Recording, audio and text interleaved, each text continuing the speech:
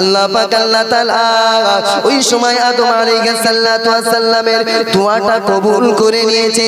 যখন আদম নবী দোয়া চায়, রব্বানা যালামনা আনফুসানা ওয়া ইল্লাম তাগফির লানা ওয়া তারহামনা লানাকুনান্না মিনাল খাসিরিন।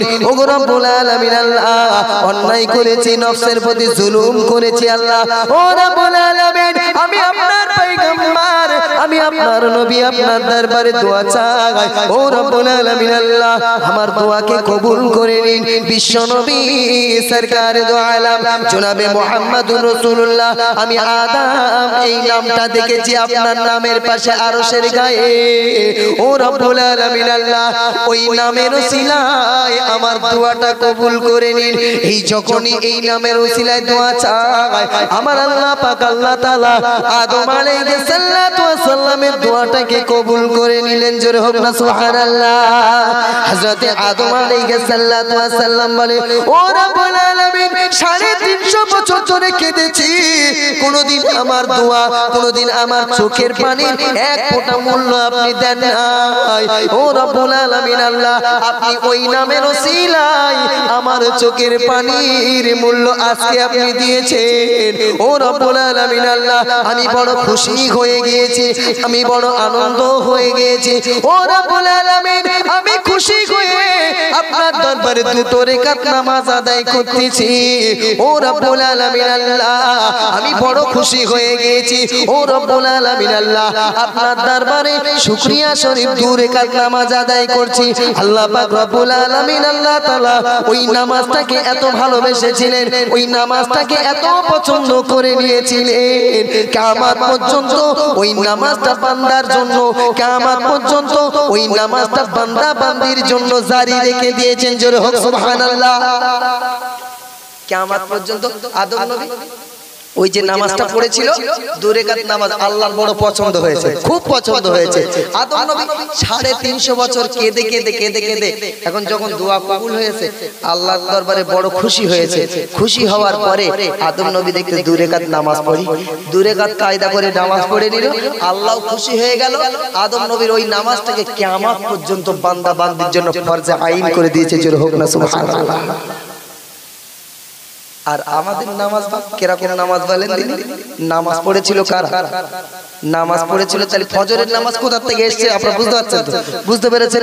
ফজরের নামাজ এসেছিল আদম নবীর ওসিলায়। আর আমরা কেমন নামাজি আর তারা কেমন নামাজি ছিল? আমরা তো নামাজ, আমাদের যতই আল্লাহ দেখ না কেন, একটা ব্যবসায় গিয়েছি বা একটা ব্যবসায় গিয়ে অনেক লাভ হয়েছে, বিশাল লাভ হয়েছে। লাভ হওয়ার পরে কি হচ্ছে?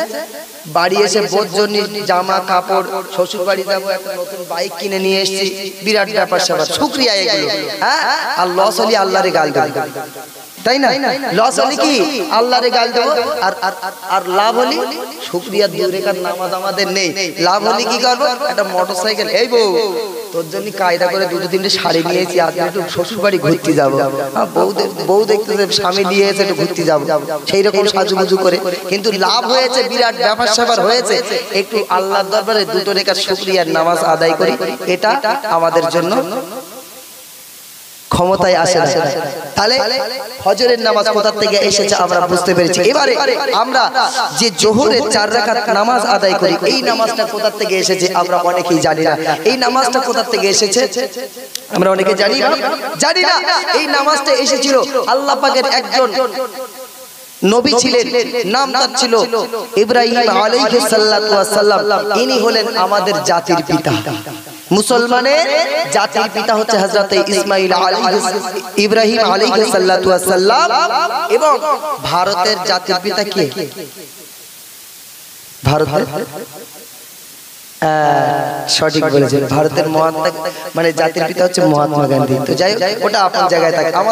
আমাদের জাতির পিতা হচ্ছে হযরতে ইব্রাহিম আলাইহিস সালাতু ওয়াস সালাম। তো আমরা কম বেশি সবাই জানি হযরত ইব্রাহিম আলাইহিস সালাতু ওয়াস সালাম 80 বছর তানার কোনো আল্লাহ সন্তান দান করেননি, তানার কোনো আল্লাহ সন্তান দান করেননি, তিনি সন্তানবিহীন ছিলেন। এবং যাদের সন্তান নেই তারা বুঝতে পারছে যে বিনা সন্তানের কতটা জ্বালা, তাই না? হ্যাঁ, বিনা সন্তানের কতটা জ্বালা। হযরত ইব্রাহিম আলাইহিস সালাতু ওয়াস সালাম তো মনটা খারাপ, 80 বছর ধরে আল্লাহর কাছে দোয়া করছে, আল্লাহ আমাকে একটা সন্তান দেন, আমাকে একটা সন্তান দেন, হয় একটা পুত্র দেন নইলে একটা কন্যা সন্তান দেন, যাতে একটু আমার বাতিটা জ্বালানোর জন্য একটা সন্তান দেন। একটু বুকে হাত দিয়ে বলবেন আমাদের ঘরের ভাইয়েরা, ভাবিরা, চাচিরা, খালারা, এদের যদি সন্তান না হয় এরা কোথায় যায় বলেন দিন? একটু আওয়াজ দিয়ে বলবেন কোথায় যায়? ঘুটিয়ারি শরীর, একদম সঠিক জায়গা বলেছে। হযরত ইব্রাহিম আলাইহিস সালাতু ওয়াস সালাম 80 বছর আল্লাহ পাক তাকে সন্তান দান করেননি। 80 বছর ধরে আল্লাহ পাকের দরবারে দোয়া করতে থাকে, ও রব্বুল আলামিন আল্লাহ আমি নিঃসন্তান হয়ে আছি, ও রব্বুল আলামিন আল্লাহ আপনি আমাকে একটা সন্তান দান করেন, ও রব্বুল আলামিন আল্লাহ হয় একটা পুত্র সন্তান দেন নইলে একটা কন্যা সন্তান দেন, ও রব্বুল আলামিন আল্লাহ আমি আপনার পয়গম্বর, আমি আপনার পয়গম্বর হযরত ইব্রাহিম আলাইহিস সালাতু ওয়াস সালাম, ও রব্বুল আলামিন আল্লাহ আমাকে আপনি একটা সন্তান দান করেন, আপনি আমাকে একটা সন্তান দেন। আর আমাদের সন্তান না হলে আমরা চলে যাচ্ছি ঘুটিয়ারি শরীফে, আমরা সন্তান না হলে চলে যাচ্ছি ওই হাড়োয়ার রওজায়, হ্যাঁ, তারপরে যেসব আবার চলে যাচ্ছে কেউ আজমিরি সন্তান লবার জন্য, বাবার দরবারে যাচ্ছে সন্তানের জন্য, বোর হাতে রয়েছে কি একটা বালা রয়েছে, ওই সিটি গোল্ডের বালা রয়েছে, ওই বালা একটা খুলে যাচ্ছে। আর কেউ বা এরকম বড় বড় ওই মাটির কেড়ে কেড়ে কেড়ে না কলসি কি বলে, এই কলসি ঝুলিয়ে দিয়েছে, কেড়ে ঝুলিয়ে দিচ্ছে। আবার কেউ আদলা ইট নিয়ে বেঁধে দিয়ে আসতেছে, আবার কেউ বোর হাতে চুড়িটা নিয়ে বেঁধে দিয়ে বলতেছে বাবা তোমার দরবারে এই যে ছুরি খুলে বেঁধে দিছি, অন্তত আমার একটা সন্তান দাও, অন্তত আমার একটা সন্তান দান। ইনি যে বললেন ঘুটিয়ারি শরীফ, আমি একদিন ওইদিকে অনুষ্ঠানে গিয়েছি ঘুটিয়ারি শরীফে, তা আমার জীবনে কোনোদিন যাইনি, তাই বলে একটু যাই, ভিতরে ঢুকি। তো ঘুটিয়ারি শরীফের রওজার ভিতরে গিয়ে দেখি বাপ ওই রওজাটা যেন মেয়েদের দখল, ওর ভিতরে রওজার ভিতরে কবর আছে, মাঝখানে কবর, আর চারিদিক দিয়ে মেয়ে লোক সব বসে রয়েছে, সব বসে রয়েছে। আর জানালা গুলো দেখলাম অন্তত 30-40 কিলো তালা হবে, এরকম ছোট ছোট তালা আছে, বড় বড় তালা আছে। বাবা ওরা তালা মেরেছে আর বলতেছে আল্লাহ ও বাবা আমার বউয়ের পেটে যে কটা বাচ্চা আছে এই তালা মেরে দিলাম, অন্যদিকে যেন না যায়। হ্যাঁ, তাহলে ওই বলতেছে তালা মেরে দিচ্ছে আর অন্যদিকে যেন না যায়, সব বাচ্চা যেন আমার ঘরে হয়। তাহলে তালা মারার মানে কি? কারণ এটাই তো। তাহলে শিরিক থেকে আমরা দূরে থাকবো।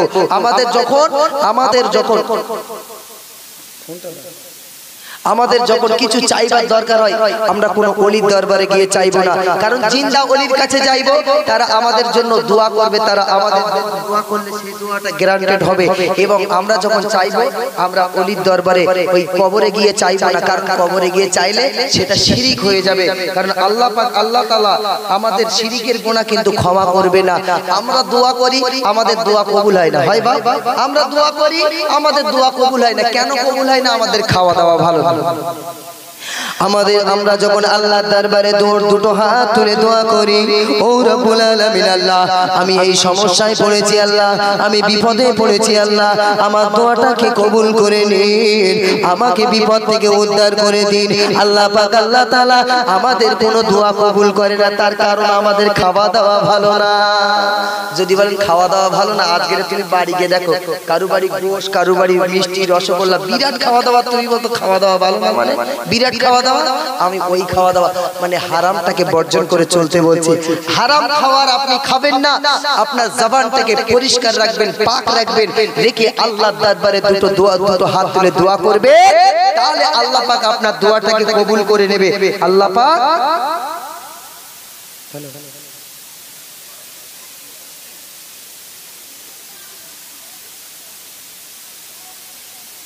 তো ভাইজান হুজুর এসে গেছে, তার জন্য একটু তাকবীর দিবেন। আওলাদে রাসূল আবু বকর সিদ্দিক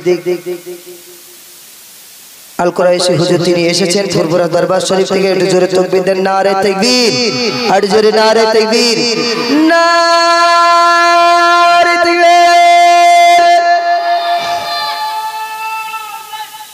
আলহামদুলিল্লাহ, এই লোক একলাই তো কামাল করে দিচ্ছে। তাহলে আমি আপনাদের কটা পদ্ধতি বলে যাই। আল্লাহ রাসূল যেগুলো বলে দিয়েছে, আমাদের দোয়া কবুল হয় না কেন বা আমাদের দোয়া কেন কবুল হয় না? আমাদের জবানটা পরিষ্কার রাখতে হবে, হারাম থেকে দূরে থাকতে হবে, এই জবানটা পবিত্র রাখতে হবে। আল্লাহর দরবারে আমরা দোয়া চাইলে আল্লাহর দরবারে আমাদের দোয়া কবুল হবে।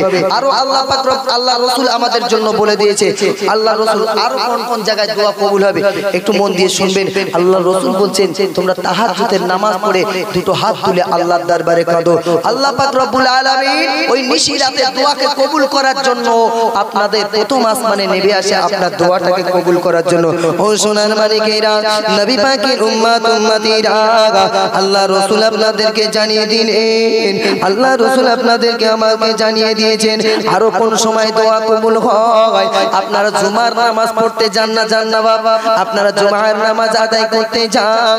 ওই ইমাম সাহেব যখন খুতবা থেকে নামাজ পর্যন্ত যে সময়টা আপনি পেয়ে যান, ওই সময়ের ভিতরে আপনি যদি আল্লাহর দরবারে দোয়া চান, ওই দোয়াটা আল্লাহ কবুল করে নেন। ওই ইমাম সাহেব যখন খুতবা থেকে নামাজ পর্যন্ত যে সময়টা আপনি পেয়ে যান, ওই সময়টার ভিতরে আল্লাহর দরবারে যদি আপনি দোয়া চান, আল্লাহ পাক আল্লাহ তাআলা আমার আপনার দোয়াটাকে কবুল করে নেন।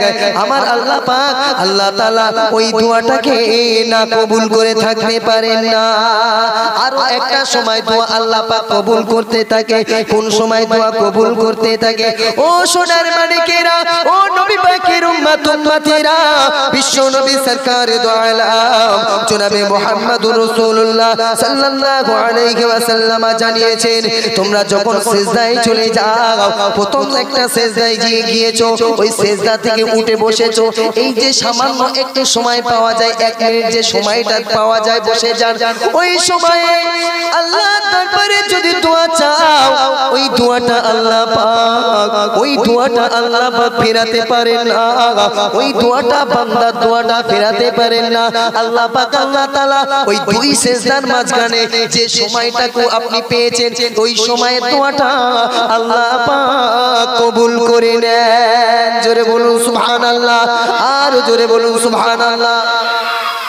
তাহলে আমরা যখন সেজদায় যাই, বাপ দুই একটা মানুষ সেজদায় যায়, দেখবেন মানে মুরগির মতন শুধু ঠোকর মেরতেছে, মুরগির মতন শুধু ঠোকর মেরতেছে, সেজদায় পড়ে ওটার আগে আবার সেজদায় চলে যাচ্ছে। তাহলে সময়টা কখন পাচ্ছেন বা? হ্যাঁ, আবার দুই একটা বাবাজি আছে, দেখবেন তারা নামাজ পড়তে পড়তে বাচ্চাদের বকাবকি করে। এক রাকাত নামাজ, আচ্ছা আমি একটা মসজিদে নামাজ পড়তে গিয়েছি, এক চাচাজি, এখন কোন আমি তাড়াতাড়ি করে এসে দাঁড়িয়েছি, আমার খেয়াল নেই, পাটা একটু আগিয়ে গিয়েছে, আর এক চাচাজি আমাকে নামাজ 1 রাকাত হয়ে গেছে, আমাকে সরিয়ে দিচ্ছে, আমাকে সরিয়ে কাতার ঠিক করে দিচ্ছে। আচ্ছা বলেন দিন, তাহলে ওই দুই সিজদার মাঝখানে আল্লাহ পাক যে সময়টা আপনি পেয়েছেন, ওই সময় দোয়াটা আল্লাহ পাক রব্বুল আলামিন আল্লাহ তাআলা আমার আপনার জন্য কবুল করে নেন। আরো একটা সময়, সেটা হচ্ছে আল্লাহ পাক রব্বুল আলামিন আল্লাহ তাআলা আর একটা সময় দোয়া করে। ও সোনার মানিকেরা, নবী পাকের উম্মত উম্মতিরা, একটু মন দিয়ে শুনুন।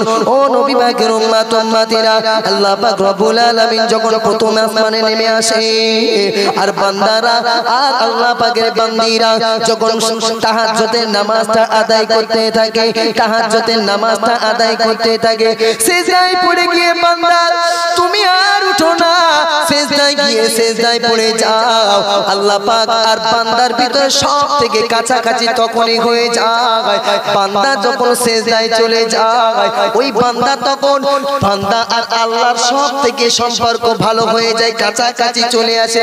সিজদায় পড়ে গিয়েছো, দুপুরটা চোখের পানি ছেড়ে দেন, আল্লাহ পাক রব্বুল আলামিনের দরবারে বলো, আল্লাহ বিপদে পড়েছি, আল্লাহ ঋণগ্রস্ত হয়ে গিয়েছি, আল্লাহ শয়তানের অসহায় পড়ে আপনার পথ ভ্রষ্ট হয়ে গেছে, আল্লাহ ও রব্বুল আলামিন तमाम জীবনের গুনাহ গুনাহকে maaf করে দেন ও রব্বুল আলামিন আল্লাহ আমার জীবনের গুনাহকে maaf করে দিয়ে আপনার পথে পরিচালিত করে দিন ও রব্বুল আলামিন আল্লাহ আমাকে বিপদ থেকে উদ্ধার করে দিন আল্লাহ পাক রব্বুল আলামিন আল্লাহ তাআলা আপনার চোখের পানিটা নাকের ডগায় আসার আগে আপনার দোয়াটাকে আল্লাহ পাক রব্বুল আলামিন কবুল করে নেয় জোরে হোক সুবহানাল্লাহ আমরা দোয়া করতে জানি বা আমরা দোয়া করতে জানি আসলে আমরা দোয়া করি ঠিক কিন্তু আল্লাহর প্রতি বিশ্বাস নেই আছে বা আছে দুটো হাত ধুয়ে দোয়া করেছে আল্লাহ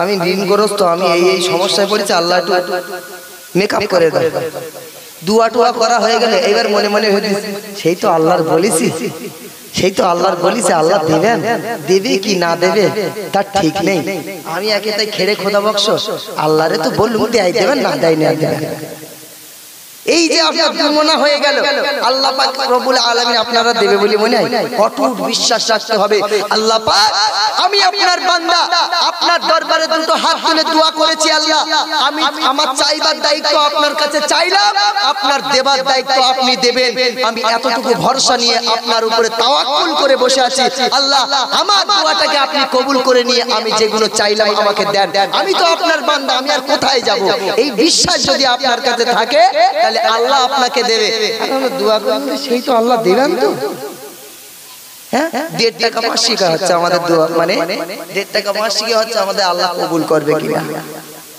যাক আমি এদিকে যেতে চাইছিলাম না তাহলে নামাজটা কোথা থেকে এসেছে নামাজটা হচ্ছে হযরতে ইব্রাহিম আলাইহিস সালাতু ওয়াস সালামকে যখন আল্লাহ তাআলা সন্তান দিচ্ছেন না 80 বছর বয়স পর্যন্ত সন্তান ছিলেন না 80 বছর বয়সে আল্লাহ পাক দোয়াটা কবুল করে নিয়ে সর্বপ্রথম একটা পুত্র সন্তান দান করলেন একটু জোরে হোক না সুবহানাল্লাহ আর একটু জোরে হবে না সুবহানাল্লাহ ওই পুত্র সন্তানটার নাম ছিল